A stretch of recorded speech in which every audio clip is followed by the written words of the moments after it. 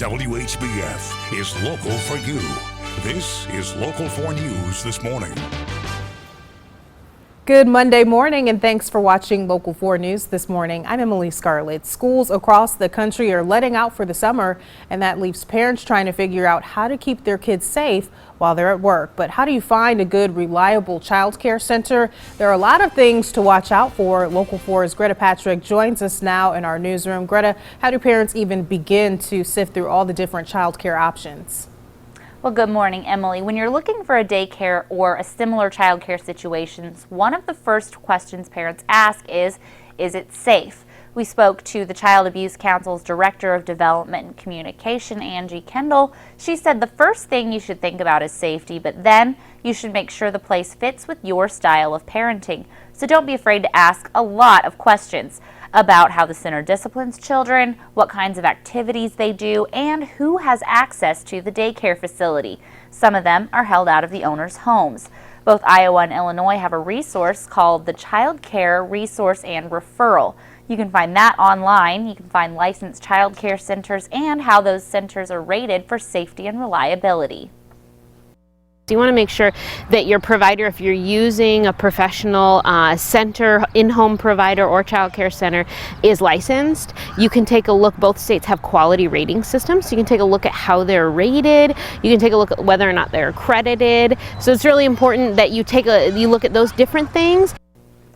And daycare is not the only option for summer care. Kendall also recommended library programs and summer camps, and there are lots of local activities to keep your child entertained and active throughout the summer. Coming up in the next half hour, we'll tell you a little more about how to find a babysitter or a nanny safely. Greta Patrick, Local 4 News this morning. Thanks, Greta. Today, the Davenport Fire Department will say goodbye to one of their own. Lieutenant Mark Kakert passed away last Wednesday. Kakert served on the Davenport Fire Department for 29 years. He was the public education officer, teaching the community the importance of fire safety. His funeral will take place at 10 this morning at St. Anthony's Catholic Church in Davenport. In lieu of flowers, Kakert's family asked that memorials in his name be made to the Davenport Fire Museum or the Davenport Fire Department Honor Guard. Cleanup continues today at the Bettendorf Public Library. A broken water pipe caused some major damage on Friday. More than 50 fans are now being used to help dry out the library. A city spokesperson says the leak caused about $1 million worth of damage. The library is expected to be closed for about 3 months while they clean up. They ask anyone with library materials just hang on to them until further notice. Fines will be waived during this time. The search intensifies in the Mediterranean for more wreckage from Egypt Air Flight 804, including the plane's black boxes. The plane traveling from Paris to Cairo crashed into the sea last week, killing all 66 people on board. Jonathan Vigliotti has the latest from Crete, Greece, where planes are being launched to help with the search. An Egyptian submarine is now on the way to scour the seabed north of Alexandria, Egypt, looking for the data and voice recorders belonging to Egypt Air Flight 804. The U.S. Navy is using its P-3 Orion surveillance aircraft to help with the search. We can stay out here for a good 6 hours looking for people. We have a lot of windows throughout the aircraft. Everybody's looking out the windows. Egypt Air 804, contact Padua. This newly released audio recording captured a standard check-in between Flight 804's pilot and air traffic control over Zurich, Switzerland. Thank you so much. Good day. Good night. 2.5 hours later, the aircraft began veering erratically before plummeting into the ocean. Teams here in Greece have been assisting in the search. The black boxes they're looking for emit pings for up to 30 days. Data published by Av Herald, an aviation industry website, claims smoke was detected on board minutes before the plane went down. Aviation experts say that alone could rule out the possibility of pilot error. There is no human error that would have triggered smoke alarms. Airline officials say it could take weeks to identify human remains that have been collected, adding to the grief of relatives still searching for answers. Jonathan Vigliotti, CBS News, Crete. Iowa Republicans are calling for unity after this weekend's state convention. The group chose the final 15 delegates they'll be sending to the GOP National Convention in July. Hundreds participated in the meeting in Des Moines, hoping to build momentum as July gets closer. And with primary season ending, all eyes are on the presidential race. There's an old saying that goes, the enemy of my enemy is my friend. So for those people who didn't support Trump at the beginning or the outset, I think we'll come around to support Trump as we go forward through the campaign cycle. Republican leaders in the state say their main focus now is defeating Hillary Clinton in the general election.